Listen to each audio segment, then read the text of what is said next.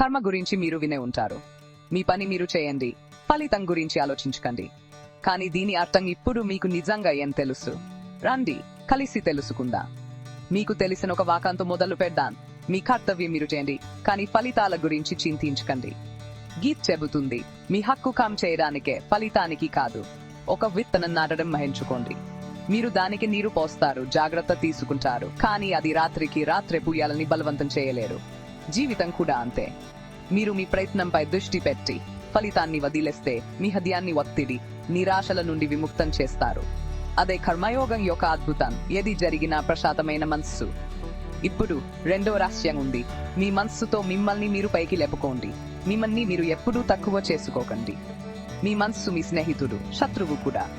కొన్నిసార్లు సందేహాలు వస్తాయి. మీరు చిక్కుకుపోయినట్లు లేదా బరువైనట్లు అనిపిస్తుంది.